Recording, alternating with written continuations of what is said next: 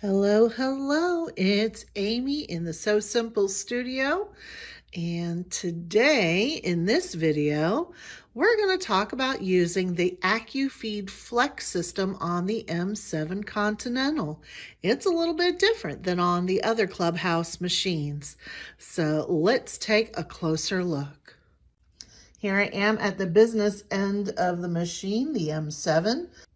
I've already used my screwdriver to take off my snap-on shank, and we're just going to set that off to the side with the foot that was already on it.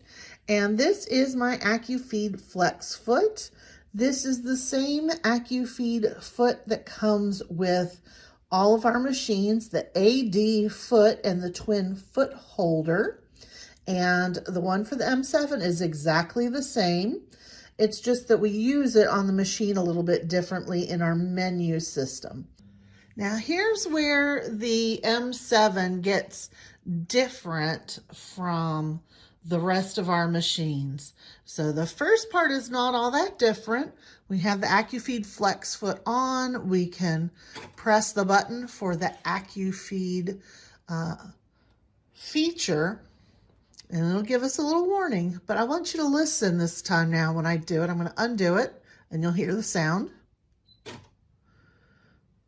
And when I do it, listen for that sound. There's actually a part of the machine that is engaging when we turn on that feature, and that is because the M7 Continental actually has some differences in how it runs the Acufeed system. It actually has its own motor for the Acufeed system to drive that foot, and by turning it on here, it turns it on, makes sure it's all engaged, and just like the other machines, like the 9450, the 9400, the S7, S9, 14,000, 15,000, oh, don't forget the 12,000.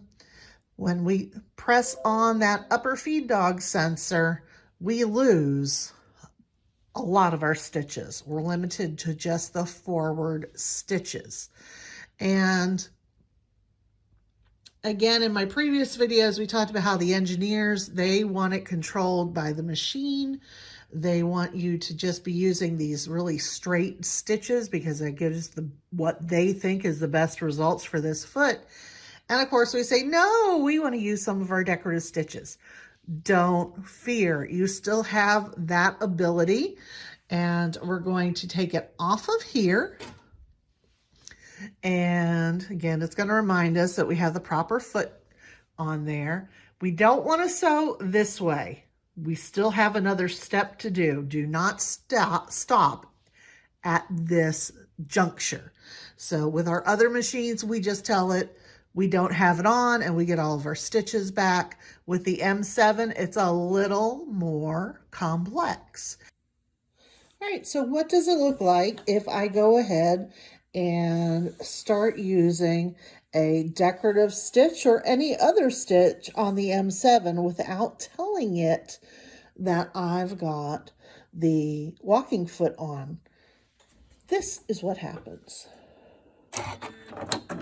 It still sews. It looks like it's doing great unless you look right here. See those upper feed dogs? They're not doing anything. And that's because we haven't told the machine to turn on the motor that drives them. The hook is engaged in the back, but the motor on the machine itself that actually drives the Acufeed system on the M7 is not engaged and is not on.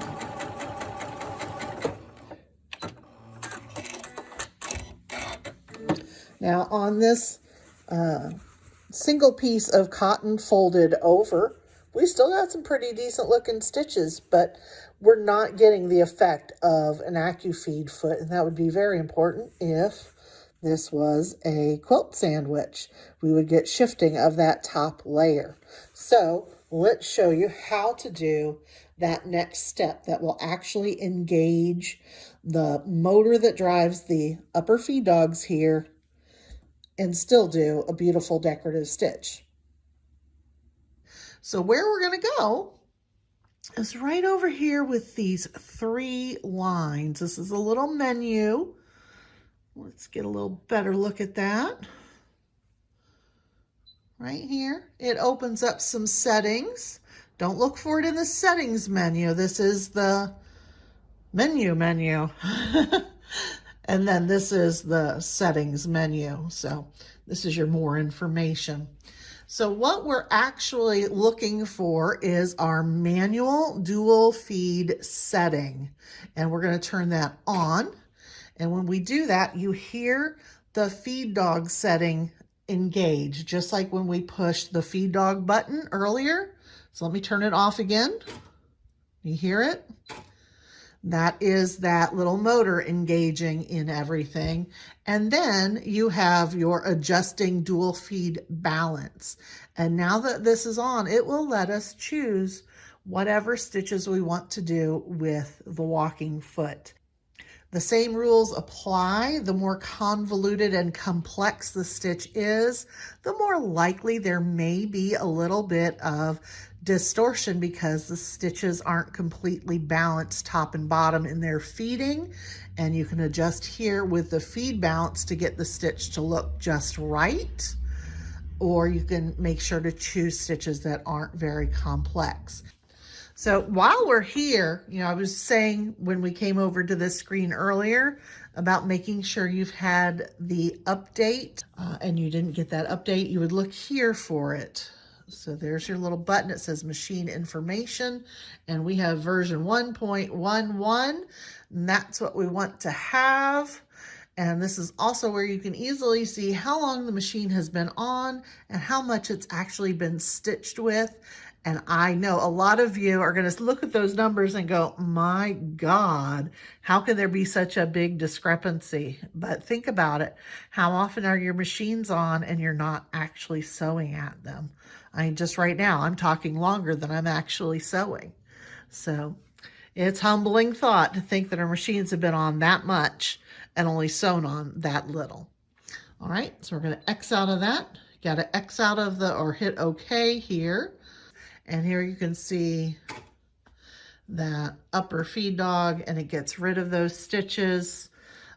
This is a great way to use the Acufeed when you want to piece heavy layers, you want to stitch in the ditch. When you're putting binding on a quilt, it's absolutely wonderful. But if you want to use some of your decorative stitches, this is not the way to go. You're going to get out of that. You're going to come over here, and you're going to turn this on. And do not be alarmed by the clicks and clunks that it does. That's just part of those motors getting ready to go. So this has been Amy. I'll see you in the next video. Bye-bye.